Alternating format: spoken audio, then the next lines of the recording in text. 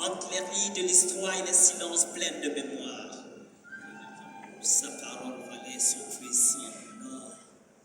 Il était un inestimable trésor. On m'a dit qu'il pensait plus qu'il ne parlait. En acte, il a construit au quotidien la paix. Par sa volonté de vivre ensemble avec Dieu, que dans ses yeux le monde tenait debout. Même quand tout était mort. Il portait la dignité sur ses épaules épuisées, faible de corps, mais en esprit, il restait fort.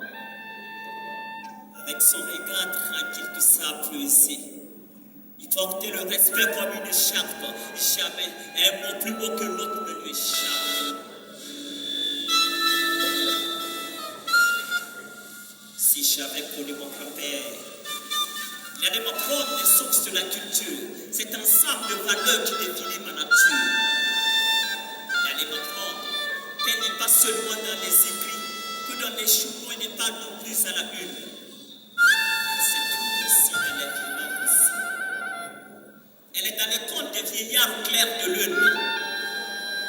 Elle se trouve aussi dans les proverbes d'une grand-mère. C'est le passé d'un peuple qui se transmet par le son. Et sont des racines qui résistent au vent violent qui souffle.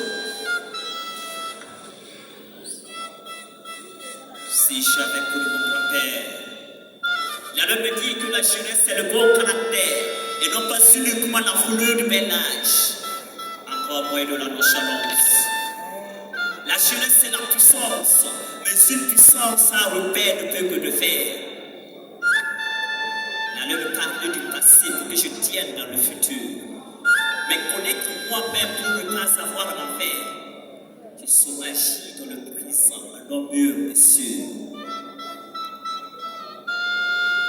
Si j'avais connu mon grand-père, il allait voir mes jeans blessés, mes écouteurs aux oreilles blessées.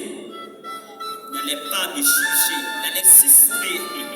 Et avec tact, c'est ce qu'il va me dire. Ce que tu es, n'est pas ce que tu vis. Tu trouves le saut et toi-même tu t'oublies. Si j'avais connu mon grand-père, une question lui aurait été posée. Je l'aurais lui certainement demandé comment un homme peut vivre dans la douceur et être à l'autre sens du bonheur. Agir sans violence. Comment éduquer sans punir? Aimer sans posséder? Parler sans nuire?